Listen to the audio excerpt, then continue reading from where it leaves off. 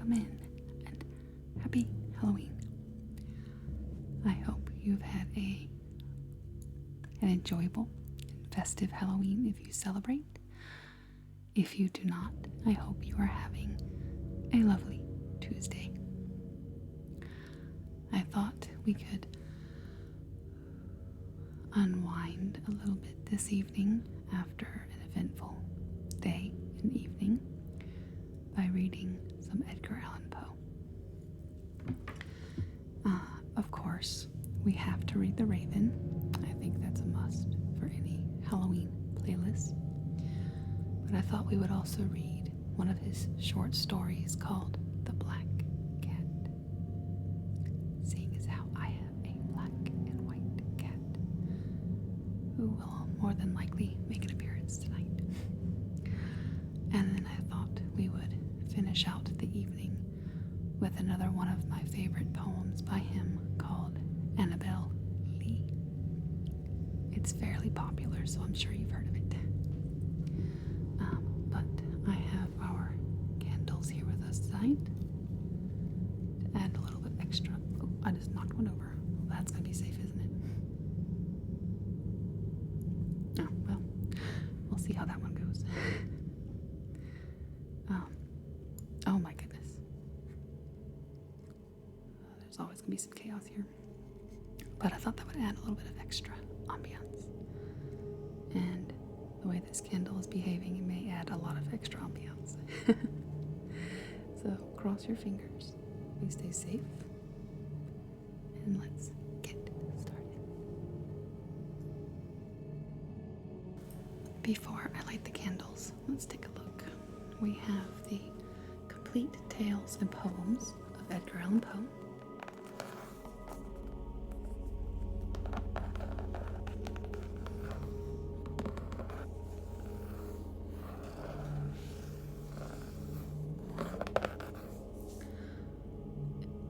Very few of you, if any of you, actually know that I was an English major in college, and I have this in textbook form.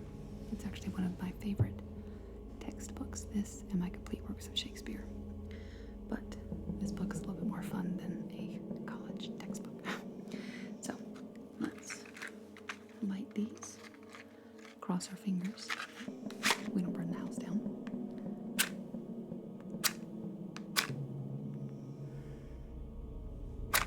Oh my word, of mercy. It's gonna be a fun night. You may not know, but I always do have a fire extinguisher nearby when I light candles like these, because you never know, and you need to be safe. Okay, so let's get started, shall we? The Black Cat. For the most wild, yet most homely narrative which I'm about to pen, I neither expect nor solicit belief. Mad indeed I would be to expect it, in a case where my very senses reject their own evidence. Yet mad I am not, and very surely do I not dream. But tomorrow I die, and today I would unburden my soul. My immediate purpose is to place before the world, plainly, succinctly, and without comment, a series of mere household events. And there are consequences, and these events have terrified, have tortured, have destroyed me. Yet I will not attempt to expound them. To me they have presented little but horror. To many they will seem less terrible than baroques. Hereafter, perhaps, some intellect may be found which will reduce my phantasm to commonplace. Some intellect more calm, more logical, and far less excitable than my own, which will perceive, in the circumstances I detail with awe, nothing more than an ordinary succession of very natural causes of effect and effect. From my infancy I was noted for the docility and humanity of my disposition. My tenderness of heart was even so conspicuous as to make me the jest of my companions. I was especially fond of animals, and was indulged by my parents with a great variety of pets. With these I spent most of my time, and never was so happy as when feeding and caressing them. This peculiarity of character grew with my growth, and in my manhood I derived from it one of my principal sources of pleasure. To those who have cherished an affection for a faithful and sagacious dog, I need hardly be at the trouble of explaining the nature or intensity of the gratification thus derivable. There is something in the unselfish and self-sacrificing love of a brute which goes directly to the heart of him who has had frequent occasion to test the paltry friendship and gossamer fidelity of mere man. I married early and was happy to find in my wife a disposition not uncongenial with my own. Observing my particularity for domestic pets, she lost no opportunity of procuring the most agreeable kind. We had birds, goldfish, a fine dog, rabbits, a small monkey, and a cat. The latter was a remarkably large and beautiful animal, entirely black and sagacious to an astonishing degree. In speaking of his intelligence to my wife, who was at heart not a little tinctured with superstition, made frequent allusion to the ancient popular notion which regarded all black cats as witches in disguise. Not that she was ever serious upon this point, and I mention the matter at all for no better reason than it happens just now to be remembered. Pluto, this was the cat's name, was my favorite pet and playmate. I alone fed him, and he attended me whenever I went about the house. It was even with difficulty that I could prevent him from following me through the streets. Our friendship lasted in this matter for several years, with my general temperament and character. Through the instrumentality of the fiend intemperance, I blush to confess it, experienced a radical alteration for the worse. I grew, day by day, more moody, more irritable, more regardless of the feelings of others. I suffered myself to use intemperate language to my wife. At length, I even offered her personal violence. My pets, of course, were made to feel the change in my disposition. I not only neglected, but ill-used them. For Pluto, however, I still retained sufficient regard to restrain me from maltreating him, as I made no scruple of maltreating the rabbits, the monkey, or even the dog, when, by accident, or through affection, they came my way. But my disease grew upon me, for what disease is like alcohol? And at length even Pluto, who was now becoming old and consequently somewhat peevish, even Pluto began to experience the effects of my ill temper. One night, returning home, much intoxicated from my haunts about town, I fancied that the cat avoided my presence. I seized him, when, in his fright at my violence, he inflicted a slight wound upon my hand with his teeth. The fury of a demon instantly possessed me. I no longer knew myself. My original soul seemed at once to take flight from my body, and a more than fiendish malevolence, gin-nurtured, thrilled every fiber of my frame. I took from my waistcoat a penknife, opened it, grasped the poor beast by the throat, and deliberately cut one of its eyes from the socket. I blush, I burn, I shudder, while I pen the damnable atrocity. When reason returned with the morning, when I had slept off the fumes of the nightmare's debauch, I experienced a sentiment half of horror, half of remorse, for the crime for which I had been guilty. But it was, at best, a feeble and equivocal feeling, and the soul remained untouched. I again plunged into excess, and soon drowned in wine all memory of the deed. In the meantime, the cat slowly recovered. The socket of the lost eye presented, it is true, a frightful appearance, but he no longer seemed to suffer any pain. He went about the house as usual, but, as might be expected, fled in extreme terror at my approach. I had so much of my old heart left, as to be at first grieved by the evident dislike of the part of the creature which had once so loved me. But this feeling soon gave place to irritation. And then came, as if to my final and irrevocable overthrow, the spirit of perverseness. Of this spirit philosophy takes no account. Yet I am not sure that my soul lives.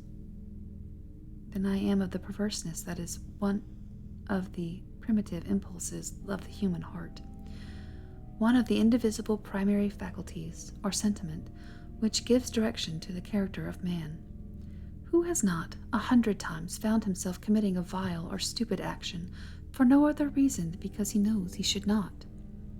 Have we not had a perpetual inclination, in the teeth of our better judgment, to violate that which is law, merely because we understand it to be such?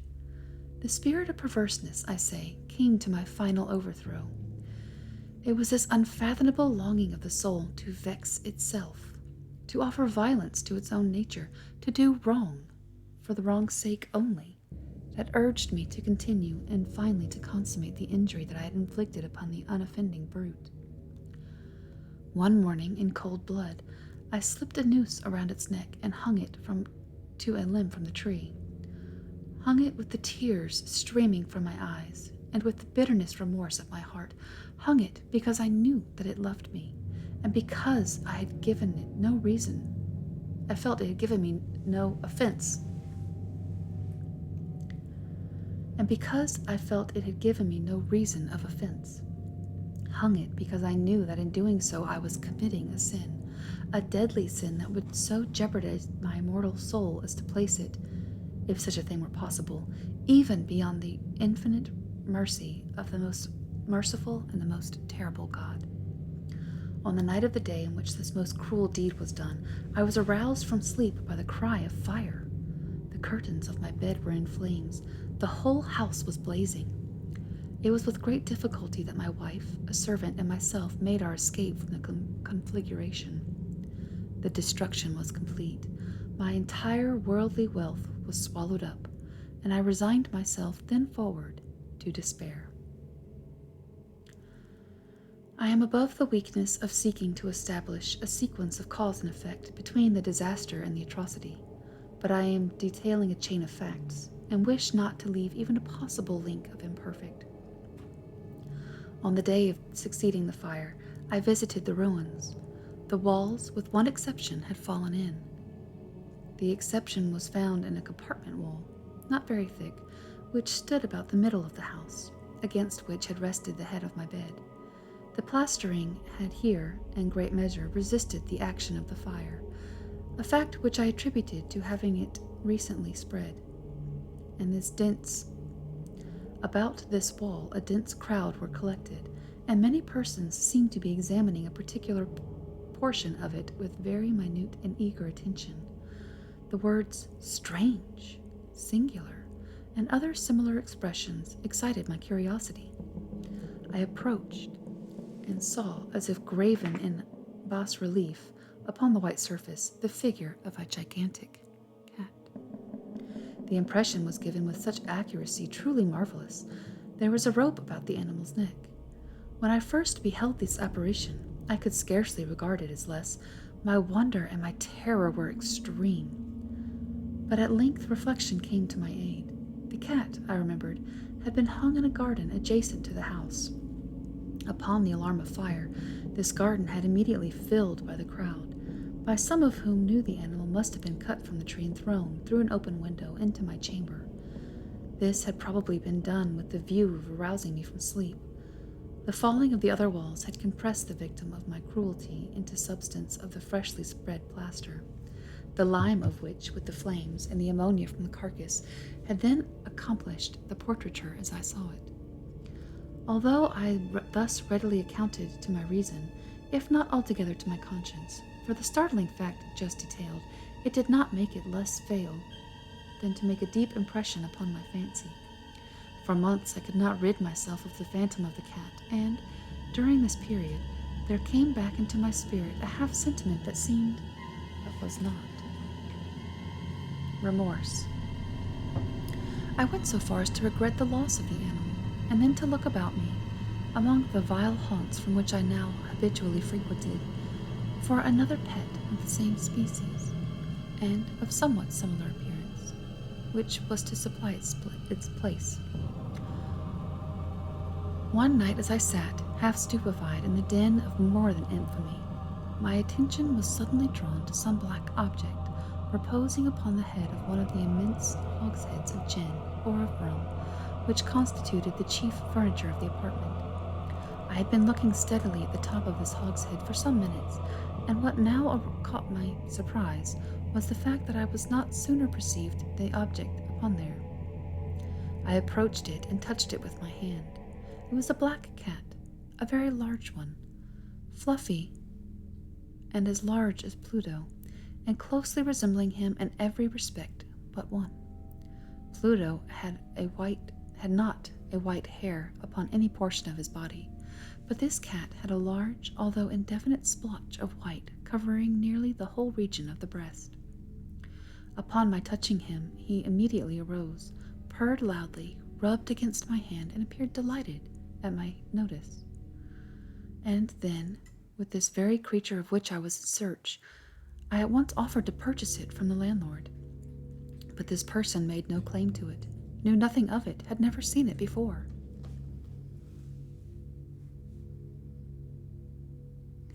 I continued my caress, and when I prepared to go home, the animal evinced a disposition to accompany me. I permitted it to do so, occasionally stooping and patting it as I proceeded. When it reached the house, it domesticated itself at once, and became immediately a great favorite with my wife. For my own part, I soon found a dislike to it arising within me. This was just the reverence of which I had anticipated. This was just the reverse of what I had anticipated.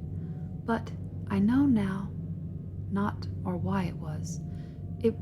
Its evident fondness for myself disgusted and annoyed me. By slow degrees, these feelings of disgust and annoyance rose into the bitterness of hatred. I avoided the creature, a certain sense of shame and the remembrance of my former deed of cruelty preventing me from physically abusing it. I did not, for some weeks, strike or otherwise violently ill-use it, but gradually, very gradually, I came to look upon it with an unutterable loathing, and to flee silently from its odious presence, as from the breath of a pestilence. What added, no doubt, to my hatred of the beast was the discovery, on the morning after I brought it home, that, like Pluto, it had also been deprived of one of its eyes. The circumstance, however, only endeared it to my wife, who, as I have already said, possessed in a high degree the humanity of feeling which had once been my distinguishing trait, and the source of many of my simplest and purest pleasures. With my aversion to this cat, however, its partiality for myself seemed to increase. It followed my footsteps with a pertinency for which it would be difficult to make the reader comprehend. Wherever I sat, it would crouch beneath my chair, or spring upon my knees, covering me with its loathsome caresses. If I aroused to walk, it would get between my feet and thus nearly throw me down, or fastening its long and sharp claws in my dress chamber in this manner to my breast.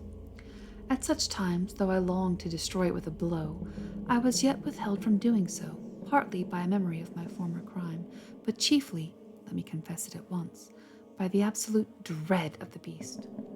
The dread was not exactly the dread of physical evil, yet I should be at a loss how otherwise to define it. I am almost ashamed to own, yes, even in this felon's cell, I am almost ashamed to own, that the terror and horror with which the animal inspired me had been heightened by the merest chimeras of possible to conceive. My wife had called to my attention more than once to the character of the mark of white hair, of which I have spoken, which constituted the sole visible difference between the strange beast and the one I had destroyed.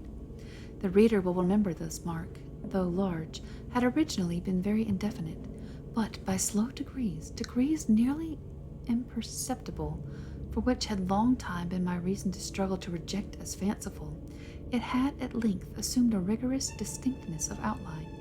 It was now the representation of an object that I shudder to name, for this, above all, I loathed and dreaded, and would have rid myself of the monster had I dared. Was now, I say, the image of a heinous, of a ghastly thing, of the gallows, oh, the mournful and terrible engine of horror and of crime, of agony and of death. And now I indeed retched upon beyond the wretched of mere humanity, and a brute beast whose fellow I contemptuously destroyed, a brute beast to work out for me, and for me, a man fashioned in the high image of God. So much of insufferable woe. Alas, neither by day nor by night knew I the blessing of rest at any moment. During the former, the creature left me no moment alone, and in the latter I started hourly from dreams of unutterable fear, to find the hot breath of the thing upon my face, and its vast weight, an incarnate nightmare that I had no power to shake off, incumbent eternally upon my heart. Beneath the pressure of torments such as these, feeble remnant of the good within me succumbed. Evil thoughts became my sole intimates, the dark and most evil of thoughts. The moodiness of my usual temper increased to hatred of all things and of all mankind, while the sudden, frequent, and unforgivable and ungovernable outbursts of the fury to which I now blindly abandoned myself, my uncomplaining wife, alas, was the most usual and the most patient of sufferers. One day she accompanied me, upon some household errand, into the cellar of the old building which our poverty compelled us to inhabit. The cat followed me down the steep stairs, and, nearly throwing me headlong, exasperated me into madness. Upon lifting an axe, and forgetting my wrath, the childish dread which had hitherto stayed my hand, I aimed a blow at the animal, which of course would have proved instantly fatal had it descended as I wished. But this blow was arrested by the hand of my wife. Goaded by the interference into a rage more than diabolical, I withdrew my arm from her grasp and buried the axe in her brain.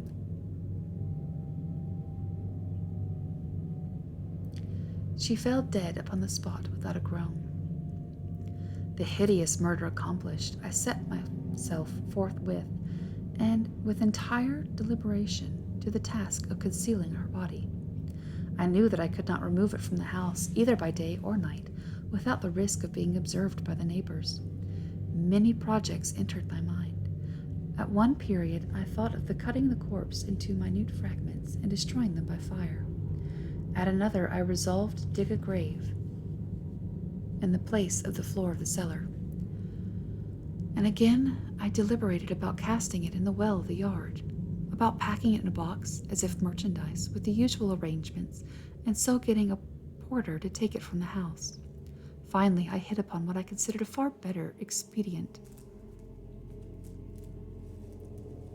than either of these. I determined to wall it up in the cellar, as monks of the Middle Ages are recorded to have walled up their victims. For a purpose such as this, the cellar wall was adept. Its walls were loosely constructed and had lately been plastered throughout with a rough plaster, which the dampness of the atmosphere had prevented from hardening. Moreover, in one of the walls was a projection caused by a false chimney or fireplace that had been filled up and made to resemble the rest of the cellar.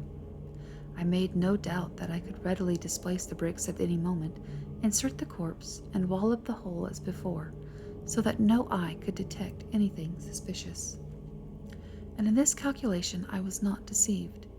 By the means of a crowbar I easily dislodged the bricks, and, having carefully deposited the body against the inner wall, I propped it up in that position. With little more trouble I relaid the whole structure as it originally stood. Having procured mortar, sand, and hair, with every possible precaution, I plastered a plaster which could not be distinguished from the old, and with this I very carefully went over the new brickwork. When I finished, I felt satisfied that all was right. The wall did not present the slightest appearance of having been disturbed. The rubbish on the floor was picked up with the minutest care. I looked triumphantly and said to myself, "Here at last, then, my labor has not been in vain." My next step was to look for the beast which had been the cause of such wretchedness. for I had at length firmly resolved to put it to death. Had I been able to meet with it at the moment, there would have been no doubt of its fate.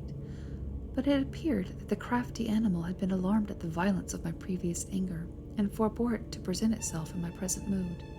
It was impossible to describe or imagine the deep and blissful sense of relief which the absence of the detested creature occasioned in my bosom. It did not make its appearance during the night, and thus for one night, at least, since its introduction into the house, I slept soundly and tranquilly. I slept, even with the burden of murder upon my soul. The second and third day passed, and still my tormentor would not come. Once again I breathed as a free man. The monster, in terror, had fled the premises forever. I should behold it no more. My happiness was supreme. The guilt of my dark deed disturbed me but little. Some few inquiries had been made, but those had been readily answered. Even a search had been instituted, but of course nothing would be discovered. I looked upon my future felicity as secured. Upon the fourth day of the assassination, a party of police came, very unexpectedly, into the house, and proceeded again to make a rigorous investigation of the premises. Secure, however, in the inscrutability of my place of concealment, I felt no embarrassment whatsoever. The officers bade me to accompany them in their search. They left no nook or corner unexplored. At length, for the third or fourth time, they descended into the cellar. I quivered not in muscle. My heart beat calmly as that of one who slumbers in innocence. I walked the cellar from end to end. I folded my arms upon my bosom and roamed easily to and fro. The police were thoroughly satisfied and prepared to depart. The glee at my heart was too strong to be restrained. I burned to say if but one word, by way of triumph, and render doubly sure their assurance of my guiltlessness. "Gentlemen," I said at last, as the party ascended the steps, "I delight to have allayed your suspicions. I wish you all health and a little more courtesy. By the by, gentlemen, this is a very well-constructed house." And the rabid desire to say something easily, I scarcely knew what I uttered at all. "I may say an excellently well-constructed house. The walls, are you going, gentlemen? These walls are solidly put together." And here, through the mere frenzy of bravado, I rapped heavily with a cane, which I held in my hand, upon the very portion of the brickwork behind which stood the corpse of my wife. But may God shield and deliver me from the fangs of the arch-fiend. No sooner had the reverberation of my blows sunk into the silence than I was answered by a voice from within the tomb, by a cry, at first muffled and broken, like the sobbing of a child, and then quickly swelling into one long, loud, continuous scream, utterly anomalous and inhuman, a howl, a wailing shriek, half of horror and half of triumph, as might have arisen wholly out of hell, conjointly from the throats of the damned in their agony, and of one of the demons that exult in the damnation. Of my own thoughts, of its folly to speak. Swooning, I staggered to the opposite wall. For one instant, the party on the stairs remained motionless, through extremity of terror and awe. And the next, a dozen stout arms were toiling at the wall. It fell bodily. The corpse, already greatly decayed and clotted with gore, stood erect before the eyes of the spectators. Upon its head, with red extended mouth and solitary eye of fire, sat the hideous beast whose craft had seduced me into murder, and whose informing voice had consigned me to the hangman. I had walled up the monster within the tomb. That's a pretty dark story. Yikes, all bikes, bro. Let's see. Now, let's go to the Raven.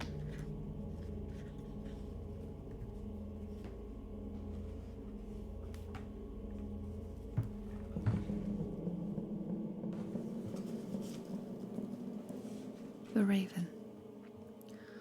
Once upon a midnight dreary, while I pondered weak and weary over many a quaint and curious volume of forgotten lore, while I nodded nearly napping, suddenly there came a tapping, as if someone gently rapping at my chamber door.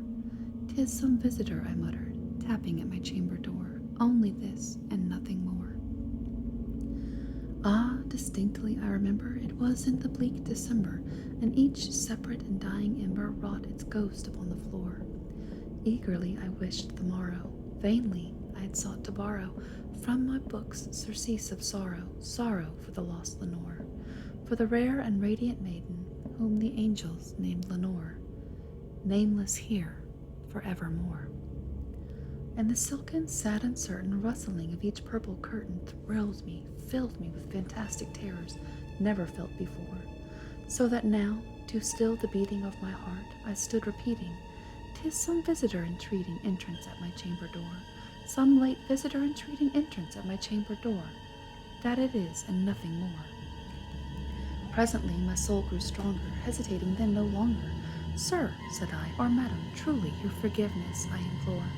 But the fact is, I was napping, and so gently you came rapping, and so faintly you came tapping, tapping at my chamber door, that I was sure I heard you. Here I opened wide the door. Darkness there, and nothing more." Deep into that darkness peering, I stood there, wondering, fearing, doubting, dreaming dreams no mortal had ever dared to dream before. But the silence was unbroken, and the stillness gave no token, and the only word spoken was the whispered word. This I whispered, and an echo murmured back the word, "Lenore." Merely this, and nothing more. Back into the chamber turning, all my soul within me burning, soon again I heard a tapping, something louder than before. "Surely," said I, "surely that is something at my window lattice. Let me see then what thereat is, and this mystery explore. Let my heart be still a moment, and let this mystery explore. 'Tis the wind, and nothing more." Open here I flung the shutter, and when with many a flirt and flutter in there stepped a stately raven of the stately days of yore. Not the least obstinance made he, not a minute stopped or stayed he, but with mien of lord or lady perched above my chamber door, perched upon the bust of Pallas just above my chamber door, perched and sat, and nothing more. Then this ebony bird beguiling me, my sad fancy into smiling, by the grave and stern decorum of the countenance it bore. "Though thy crest be shorn and shaven, thou," I said, "art sure no craven, ghastly, grim, and ancient raven wandering from the nightly shore. Tell me what thy lordly name is on the night's Plutonian shore." Quoth the raven, "Nevermore." Much I marveled at this ungainly fowl, to hear discourse so plainly, though its answer little meaning, little reverency bore. For we cannot help agreeing that no living human being has ever yet blessed with seeing this bird above his chamber door, bird or beast upon the sculpted bust above his chamber door, with a name such as Nevermore. But the raven, sitting lonely on the placid bust, spoke only that one word, as if his soul in that one word he did outpour. Nothing farther than he uttered, not a feather than he fluttered, till I scarcely more than muttered, "Other friends have flown before. On the morrow he will leave me, as my hopes have flown before." Then the bird said, "Nevermore." Startled at the stillness broken by the reply so aptly spoken, "Doubtless," said I, "what it utters is only stock and store, caught from some unhappy master, whom unmerciful disaster followed faster, till his songs one burden bore, till the dirges of his hope that melancholy burden bore, of nevermore." But the raven still beguiling all my sad soul into smiling, straight I wheeled a cushioned seat in front of the bird and bust and door. Then upon the velvet sinking, I betook myself to linking fancy unto fancy, thinking that this ominous bird of yore, what this grim, ungainly, ghastly, gaunt, and ominous bird of yore meant in croaking "Nevermore." This I sat engaged guessing, but no syllable expressing, to the fowl whose fiery eyes now burned into my bosom's core. This and more I sat divining, with my head at ease reclining on the cushioned velvet reclining that the lamplight gloated o'er, but whose velvet lining with the lamplight gloating o'er she shall press, ah, nevermore. Then, methought, the air grew denser, perfumed from an unseen censer, swung by Sephram whose footfalls tinkled on the tufted floor. Wretch, I cried, thy God has lent thee, by the angels he hath sent thee, respite, respite and nympheth from thy memories of Lenore. Quaff, oh quaff this kind of nympheth, and forget this lost Lenore. Quoth the raven, nevermore. Prophet, said I, thing of evil, prophet still of bird or devil, whether tempter sent or whether tempest tossed thee here ashore, desolate yet all undaunted, on this desert island enchanted, on this home by honor haunted, tell me truly, I implore, is there balm in Gilead? Tell me, I implore. Quoth the raven, nevermore. Prophet, I said, thing of evil, prophet still of bird or devil, by that heaven that bends us above, by that God we both adore, tell this soul with sorrow laden, if within the distant Aden shall clasp a sainted maiden, whom the angels name Lenore, clasp a rare and radiant maiden, by whom the angels name Lenore. Quoth the raven, nevermore. Be that word our sign of parting, bird or fiend, I shrieked upstarting. Get thee back into the tempest and the night's Plutonian shore. Leave no black plume as a token of thy soul that hath spoken. Leave my loneliness unbroken. Quit the bust above my door. Take thy beak from out my heart, and take thy form from off my door. Quoth the raven, nevermore. And the raven, never flitting, still is sitting still, on the pallid bust of Pallas just above my chamber door. And his eyes have all seeming of a demon's that is dreaming, and the lamplight o'er him streaming throws his shadow on the floor. And my soul, from out of that shadow lies floating on the floor, shall be lifted nevermore. And finally, this evening, I thought we would finish with one of my, again, personal favorites. Annabel Lee. It's fairly short, so. Annabel Lee. It was many and many a year ago, in a kingdom by the sea, that a maiden there lived, whom you may know by the name of Annabel Lee. And this maiden she lived with no other thought than to love and be loved by me. I was a child, and she was a child in this kingdom by the sea, but we loved with a love that was more than love, I and my Annabel Lee. With a love that was winged with seraph's heaven, coveted her and me. And it was this reason that long ago in this kingdom by the sea, a wind blew out of a cloud, chilling my beautiful Annabel Lee, so that her high-born kinsman came and bore her away from me, to shut her up in a spectacular in this kingdom by the sea. The angels, not half so happy in heaven, went envying her and me. Yes, that was the reason, as all men know, in this kingdom by the sea, that the wind came out of the cloud at night, chilling and killing my Annabel Lee. But our love was stronger by far than the love of those who were older than we, of many who were far wiser than me, and neither the angels in heaven above nor the demons down under the sea can ever dissever my soul from the soul of the beautiful Annabel Lee. For the moon never beams without bringing me dreams of the beautiful Annabel Lee, and the stars never rise but I feel the bright eyes of the beautiful Annabel Lee. And so all the night tide I lie down by the side of my darling, my life and my bride, in the shelter by the sea, in her tomb by the surrounding sea. Edgar Allan Poe was a very interesting man with a very troubled story. It's really a fascinating story he had, and I would really, they're doing a lot of like biopics now of famous people. I think he had a lot of demons. Clearly, the stories are really disturbing, but yeah, I think it would be really an interesting movie to see, like a biopic of his life, what we know of it, and kind of things we've guessed at. But anyway, it's neither here nor there. for this evening. I hope you enjoyed. I hope you have had a lovely evening and you sleep very well tonight.